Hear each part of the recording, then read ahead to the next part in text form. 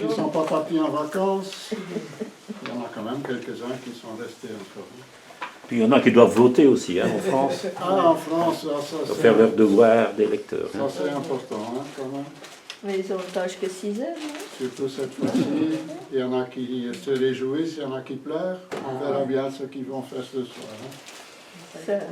Alors, pour vous dire que tout le mois de juillet et août, on continue à être ouvert. Hein. Même les habitués, parfois, ils ne savent pas trop, mais non. Au mois de juillet et août, le jeudi après-midi, on est là, 2 heures, jusqu'à 5h15, 5h30. Puis les premiers dimanches du mois, les cours ils continuent. Donc le local est toujours ouvert à 9h et on essaye de fermer vers midi et quart pour que nous aussi on puisse rentrer pour aller manger. Les portes ouvertes sont comme d'habitude dimanche 25 août de 10h, ça doit être à 17h. Donc il y a aussi le goûter au jardin en même temps, donc on s'est associé à ça aussi. Donc c'est tous les jardins urbains de Moucron, donc il y en a toute une série qui peuvent être visités. Donc cette année-ci, le thème c'est la récup au jardin, voilà, au potager. Les heures d'ouverture de 10h à 17h. Nous autres aussi, ça sera à peu près 17h qu'on va fermer, peut-être 17h30, on verra s'il y a encore du monde ou pas. Donc, le 25 août. Les aménagements au jardin continuent à se faire. Michel, Christophe et maintenant quelques jeunes aussi, Marc et un jeune couple qui vient aussi de débuter, de donner un coup de main. C'est bien, ça change. Côté de l'étang maintenant, ça c'est fort éclairci. Après, on va essayer de faire une protection aussi quand même pour qu'il n'y ait pas d'enfants, pas d'accidents avec des enfants qui pourraient éventuellement tomber dedans. Voilà. Le jardin ornemental est en congé pendant juillet et août, comme chaque année. On a fait des visites de jardin au mois de juin, qui était très intéressante. On a vu 3 endroits, plus un 4e chez Brigitte et Didier. Donc très intéressant, des gens très ouverts, très accueillants. Vraiment, ça valait le coup. Prochaine sortie, ça sera en septembre. Le 28. Le 28 septembre, j'en profite, Annie vient d'arriver. C'est elle qui fait tout le boulot pour préparer tout ça. L'achat groupé de terreaux et autres va devoir se démarrer donc, pour les commandes au mois d'août. Donc on va refaire ça et logiquement c'est fin septembre, début octobre. Mais là on n'a pas encore la date définie. On va faire de retour la distribution des terreaux, distribution, les achats que les gens ont fait, qu'on va savoir les mettre à disposition.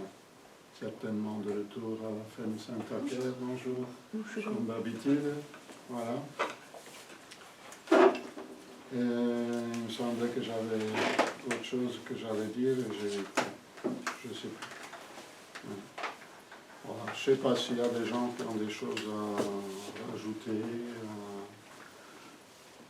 Non. Pas des activités spéciales dans le coin. Alors, les semis urgents, c'est-à-dire que normalement ça devait se faire au mois de juin, mais on n'est pas encore très loin et la météo aussi n'a pas été très favorable pour beaucoup de choses, donc il y a parfois des choses aussi qu'on doit reprendre parce que ça a soit eu trop froid, trop d'eau, trop de limaces, trop de pigeons, trop, je ne sais pas trop quoi.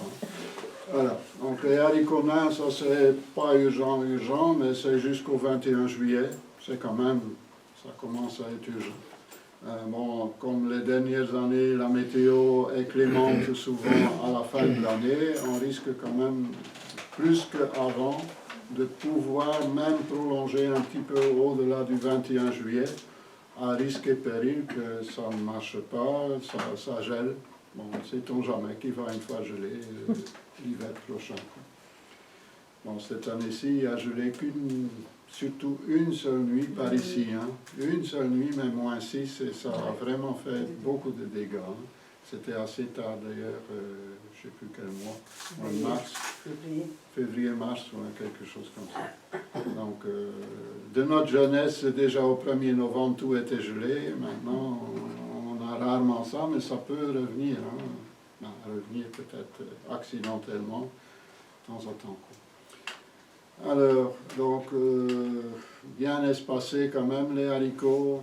Donc, les haricots à perche, ça c'est trop tard, parce que ça met trop longtemps pour arriver en hauteur,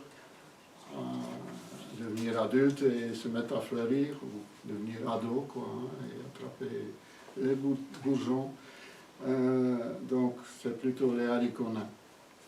Alors, 6 à 8 haricots tous les 40 cm, pas trop profond, pas trop humide. Bon, si c'est semé sur place, on a du mal à, si c'est une période humide, on a du mal à gérer. Et au chaud, ça on ne sait pas trop gérer quand c'est dehors non plus. C'est pour ça que moi je préfère semer en godet. Et ici, Anne-Marie disait aussi que bon, elle a raté ses 2 premiers semis parce qu'ils étaient mangés par les limaces. Elle a essayé en petit pot, en godet. Et une fois qu'ils sont un peu plus grands, les limaces aiment moins parce que c'est déjà un peu plus coriace. Donc voilà pourquoi. Moi je le fais toujours en godet de toute façon. Non, tout le monde y fait comme il veut, hein, mais essayez si vous avez des soucis. Le fenouil aime bien être semé sur place parce qu'il doit faire des racines profondes pour aller chercher de l'eau, mais bon, on peut les semer quand même dans des alvéoles ou dans des godets, mais repiquer assez jeune avec la terre. Hein. Donc là, il ne va pas trop sentir la différence, mais bon, repiquer assez vite, quoi. Pas attendre qu'il soit trop haut. Hein. Donc voilà, pour ne pas casser la racine principale qui à ce moment-là, elle va fourcher un petit peu et elle ne va pas aller aussi profond qu'elle devrait. Donc elle aime bien la chaleur et un sol un peu frais. C'est pour ça que si elle sait aller plus profond, cette année-ci, le sol est assez frais. Hein. Mais avec du vent comme on a eu hier, ça dessèche très fort. Hein. Faites attention si vous avez des pots, des bacs, des jardinières, même avec les fleurs, ils ont soif. Hein. Même qu'il pleut de temps en temps, mais à Moucron, il pleut pour nous embêter, mais il n'y a pas d'eau. Il tombe un demi-litre et encore, ça garde l'humidité, c'est déjà bien, c'est déjà ça. Mais ça ne va pas durer si jamais le temps il change, c'est pas prévu pour l'instant, hein. Semaine qui vient. Et ils disent tous les jours il va pleuvoir, mais on ne voit pas grand-chose. Hein. De temps en temps, ça mouille légèrement le sol. Donc voilà, couvrir le sol. Hein. Donc en cas où que tout d'un coup l'été démarre, que l'humidité reste, et des jours comme hier, ça pompe énormément. Hein. Avec ce vent, ça dessèche énormément.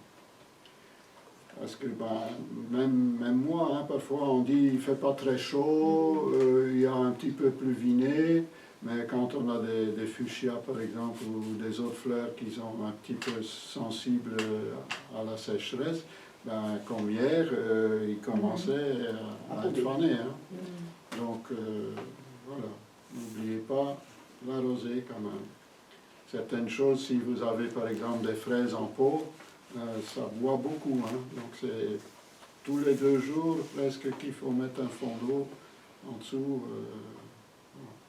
Voilà. Alors, les brocolis âgés, ça c'est le moment. C'est plus que le moment, c'est y est temps. Moi je dois encore les semer quand même, encore aussi.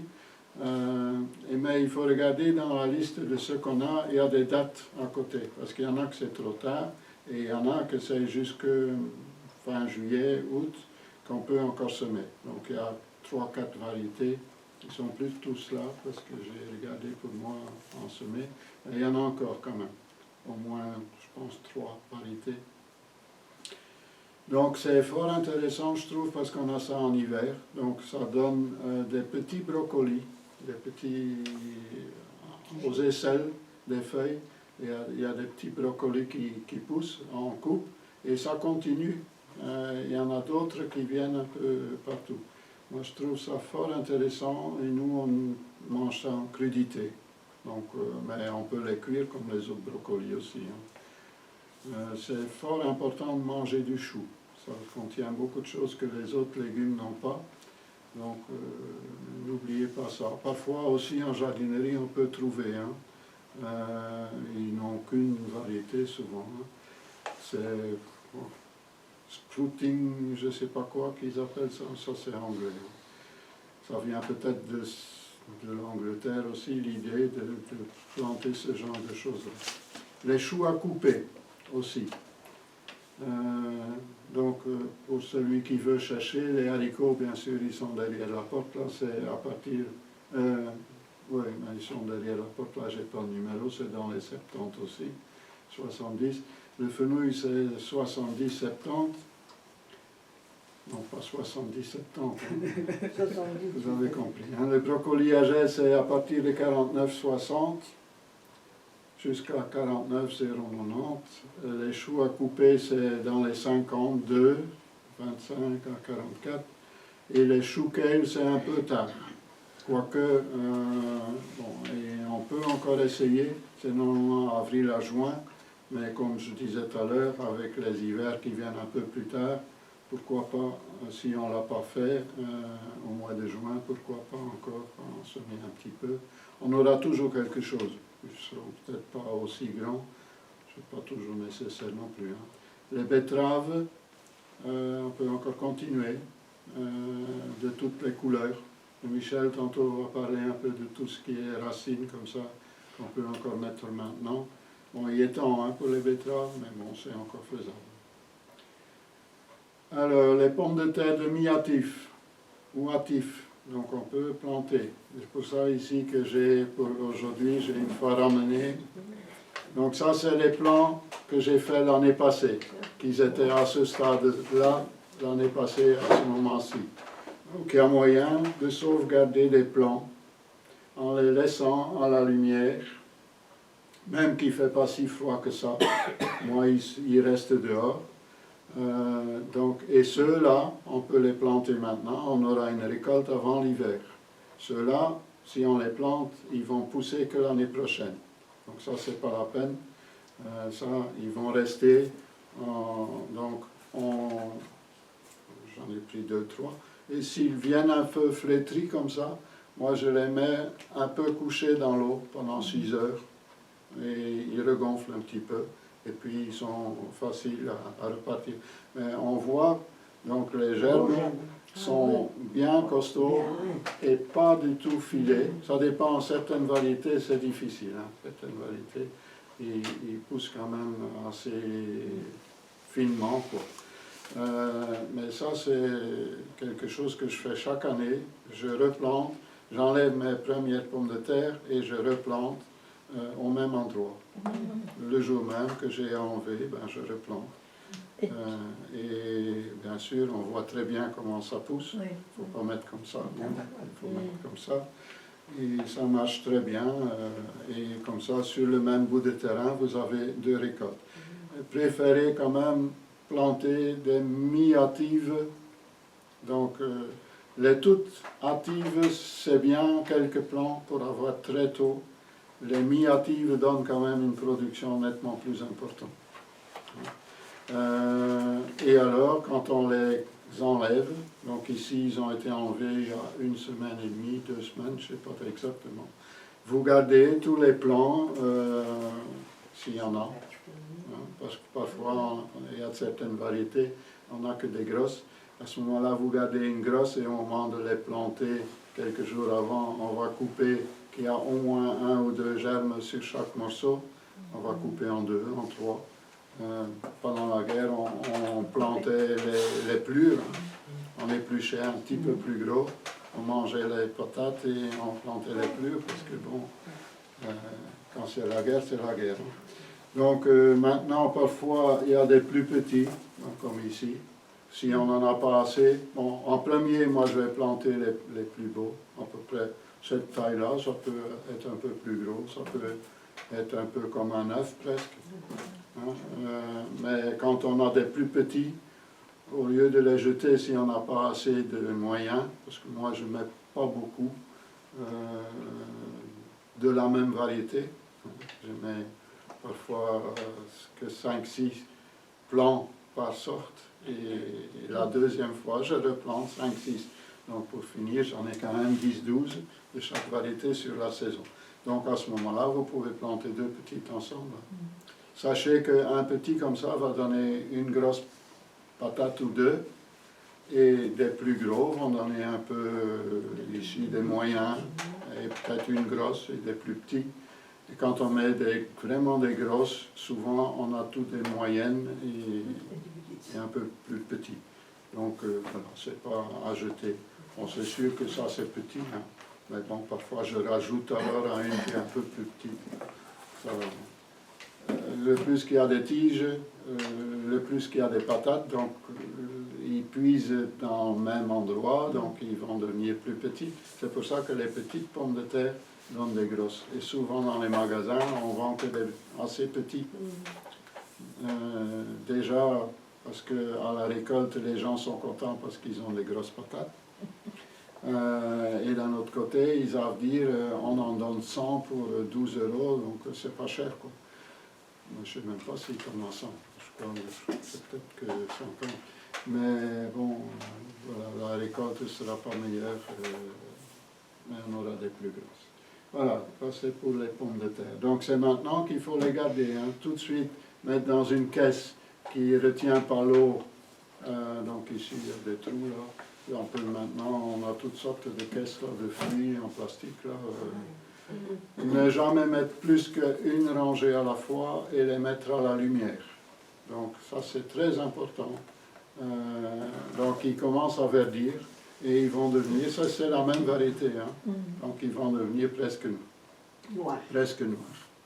De temps en temps, une fois, regardez quand même, surtout quand on les conserve longtemps, les cochenilles, ici il y en a encore une dessus aussi.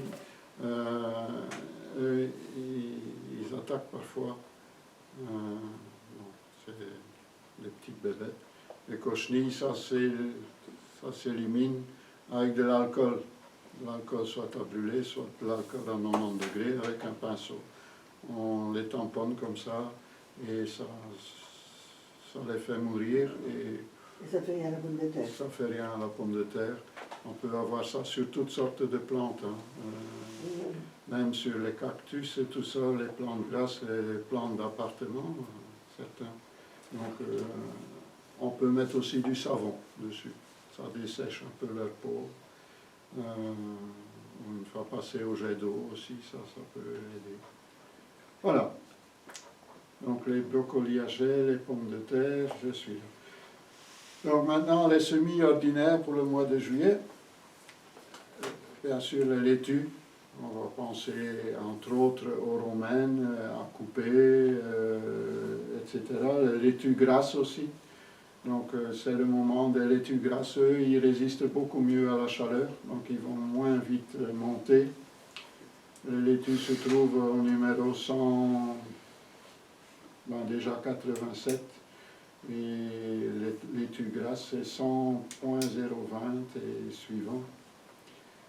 Donc ceux à couper résistent assez bien aussi à la chaleur, les romaines aussi. Après on sèmera fin juillet jusqu'à la mi-septembre les laitues d'hiver, qu'on va soit laisser dehors, si on n'a pas de pigeons, si on n'a pas de limaces, si on n'a pas de soit si on a un tunnel ou une petite serre froide, ça va donner vraiment des bonnes laitues alors très tôt au printemps. Voilà, donc ça, il faut y penser pour fin du mois et le mois prochain. Les choux de Chine aiment bien la chaleur, l'humidité du sol, donc poussent très vite, au moins plus ou moins 2 mois. Ils ne gèlent pas facilement. Peuvent aussi même être mis dans une serre froide si on a encore de la place. hein, ou les repiquer, mais bon, ça pousse très vite, donc les repiquer une fois grosses, ça me semble quand même pas évident. Si on a encore une petite place du côté de la vitre qui a quand même un peu de lumière et qui a l'humidité, ça peut se faire dans la serre aussi. Les carottes pour l'hiver, pour conserver, donc les longues, les demi-longues. Il y a moins la mouche de la carotte aussi, dans la deuxième partie, quoique on n'est pas sûr. Il y a toujours quelque chose pour nous embêter. Hein. Donc mettre entre les poireaux, si on a planté, c'est le moment aussi de planter les poireaux, si ce n'est pas déjà fait. Hein, donc laisser assez d'espace qu'on sait semer ou repiquer quand c'est en alvéole. Moi j'ai encore une fois mis en alvéole aussi, ils commencent à lever. Et donc ils n'ont pas encore leurs vraies feuilles. Donc du moment qu'ils vont commencer à faire leurs vraies feuilles, je vais les planter direct au jardin. Ça permet d'avoir le terrain occupé par autre chose. Hein, et ça permet aussi de savoir garder humide. Bon, cette année-ci, c'est pas très dramatique, mais bon. Donc à ce moment-là, on peut aussi tout de suite, donc je sème 3-4 semences par alvéole et j'en garde une, la plus belle. Je repique d'abord et après je vois, parce que parfois il y a aussi une limace qui passe ou quelque chose. Donc si on en a 3-4 et on en tire 3, et pour finir, la quatrième elle est mangée ou je ne sais pas quoi, donc c'est quand même con. Donc attendez un petit peu et démolissez par après. J'ai fait la même chose pour les... ça va venir. Les navets. Hein, aussi 3-4 semences, mais prenez les plus grandes alvéoles. Il ne faut pas prendre les tout petits. Hein. Il y a pas, surtout pour les navets, il n'y a pas assez de place là-dedans. Hein. Donc prenez soit les moyennes, soit les plus grandes. Et aussi repiquez à 3-4. Et voilà, après on va en prélever de ceux qui sont trop. Alors, toujours pas semer profond. Hein. Tout ce qui est, presque tout ce qui est semé, à part peut-être certaines choses comme les fèves qu'on peut mettre un peu plus profond, on sème toujours, souvent, trop profondément, et alors ça ne lève pas. C'est pour ça que d'ailleurs, les, entre guillemets, mauvaises herbes, les plantes sauvages, parfois 10 ans après, 15 ans après, ça repousse, c'est parce qu'on a remué le sol et que les graines qui étaient profondément enterrées n'ont jamais bougé, et ils bougent parce qu'ils viennent à la surface. Même parfois quand on démolit une très vieille maison, il y a des choses qui repoussent, qui n'existent plus dans la région. Et ce sont des semences qui sont restées en dormance pendant X années et qui repartent quand les conditions sont là. Ça ne marche pas pour tout. Il ne faut pas conserver vos graines de poireaux ou autres pendant 15 ans, ça ne va plus marcher. Les poireaux, c'est 1 an ou 2, c'est tout. Hein. Voilà, donc ça marche pour certaines choses, pas pour tout. Les carottes, donc on les met au moins tous les 10-12 cm. Quand c'est par exemple des très plus grosses, quoi, comme la flaquée par exemple, qui va très bien dans les terrains assez lourds, on peut même prévoir 15 cm entre chaque carotte pour avoir qu'ils ont de l'espace en suffisance pour donner des belles grosses carottes. Si on ne veut pas des si grosses, ben, on est un petit peu moins de distance, on aura peut-être des plus petites quand on est petit mangeux. Donc voilà, donc ça marche aussi en godet, les carottes. Les poireaux, au moins 60 cm, donc repiquer, semer maintenant c'est trop tard. Hein. Le poireau a besoin de beaucoup de temps. Si on sème maintenant, on aura des poireaux baguettes qu'on dit, donc au printemps on aura des tout fins. Donc celui qui n'a pas eu le temps ou qui n'a pas réussi, il peut encore faire pour avoir des poireaux baguettes. Mais bon, dans le commerce on sait en trouver à repiquer ou un copain, ou on sait se débrouiller pour en avoir d'autres éventuellement. Hein. Et couvrir quand même les carottes et les poireaux encore avec un filet anti-insecte, c'est beaucoup plus certain de ne pas avoir trop d'attaques de la mouche ou d'autres choses. Donc des cerceaux quand même. Moi j'aime pas trop de poser direct sur les plantes parce que c'est quand même déjà un peu lourd et bon, ça pousse quand même moins bien.